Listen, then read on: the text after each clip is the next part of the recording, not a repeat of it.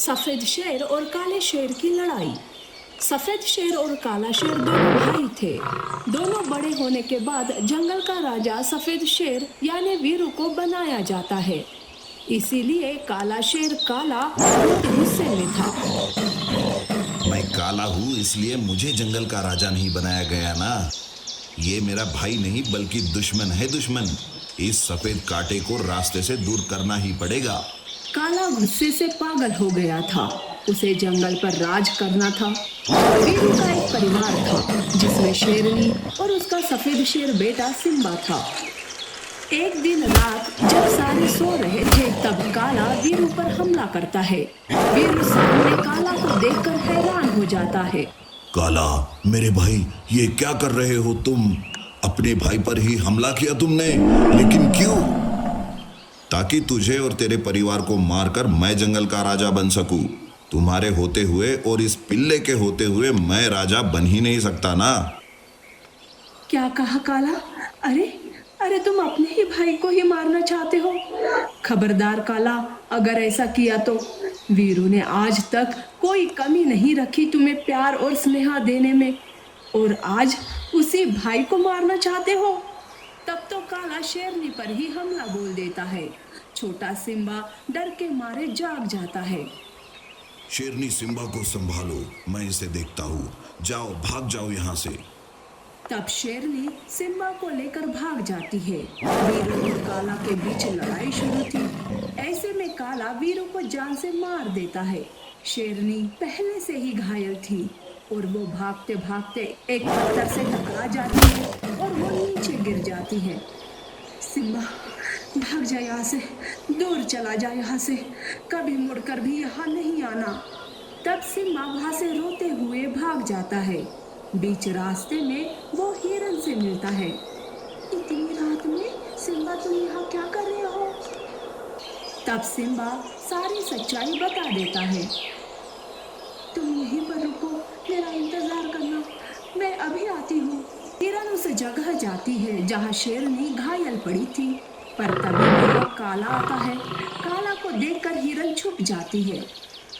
शेरनी, कहाँ भाग रही थी और अपने पिल्ले को कहाँ छुपा कर रखा तुमने? मेरे नजरों से तुम कहीं नहीं भाग सकते। बता, सिम्बा कहाँ है? मर जाऊंगी, पर तू जैसे पापी दरिंदे को मैं कभी नहीं बताऊंगी कि मेरा बेटा कहाँ है। देखना, जब मेरा बेटा बड़ा होगा ना, तब वो तुझे जान से मारेगा। अच्छा, तो फिर ठीक है। अब तुझे मैं जिंदा रखूंगा और जब कभी सिम्बा हाथ आएगा ना तो तेरे आंखों के सामने ही उसे मारूंगा और बाद में तुझे। समझी ना शेरनी? काला शेरनी को कैद करता है तो हिरनी सब जानकर सिम्बा के पास आती है और उसे लेकर दूसरे जंगल जाती है। इधर काला शेरनी को पिंजरे में कैद करके रखता है। उसके वो हाल बेहाल कर रहा था, पर फिर भी शेरनी उसके सामने कभी सर नहीं झुकाती। इधर हिरनी भी सिम्बा को अपने बेटे के जैसे पाल पोस कर बड़ा करती है।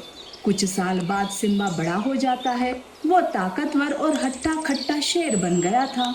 एक दिन सिम्बा हिरन से, माँ, आपने मुझे जन्म नहीं दिया पर एक माँ का पूरा फर्ज निभाया।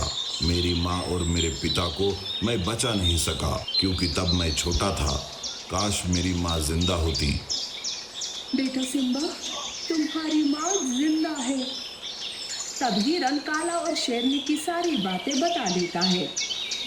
ये क्या माँ, ये बात आपने मुझे पहले क्यों नहीं बताई? मैं डर गई थी बेटा, और ऊपर से नूहा, मैं तुम्हें खोना नहीं चाहती थी। अगर तुम्हें सच्चाई बता देती तो तुम मुझे छोड़कर चले जाते या फिर उस काला के हाथ मर जाते।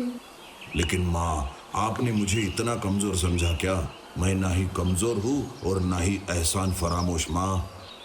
तब सिम्बा हिरन के साथ अपने जंगल आता है। जंगल के जानवरों की हालत देखकर उसे बहुत दुख होता है। ये क्या, काला ने क्या हालत कर दी मेरी जंगल की। आज उसका आखिरी दिन होगा, छोड़ूंगा नहीं मैं उसे। सिम्बा भागते हुए काला के ठिकाने आने लगता है।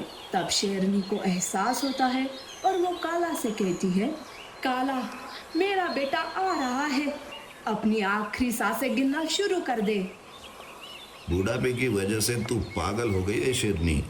भूल जा अपने बेटे को, वो तो कब का अकेला मर चुका होगा। पर शेरनी उस पर जोर जोर से हंसने लगती है। काला को बहुत गुस्सा आता है। वो शेरनी को पिंजरे से बाहर निकालता है और उसे मारने जाता है कि तभी वहां सिम्बा आता है।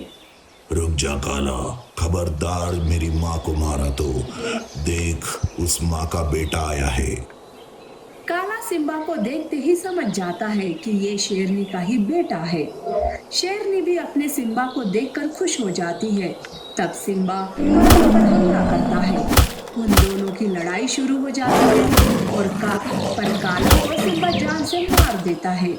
इस तरह से बुराई का अंत हो जाता है। ये सब जानकर शेरनी हिरन से, हिरन तुम्हारा बहुत बहुत धन्यवाद। तुम्हारी वजह से मेरा बेटा आज मेरे आंखों के सामने है और मेरा बेटा भी बहुत भाग्यशाली है जिसे दो दो माताओं का प्यार मिला। अब सिम्बा उस जंगल का राजा बन जाता है और जंगल में फिर से सुख शांति फैल जाती है। लेकिन हम कितना भी सोचें कि पाप करके भी बच जाएंगे, पर ऐसा नहीं होता है। पापों की सजा मिलकर ही रहती है। हम उससे बच नहीं सकते।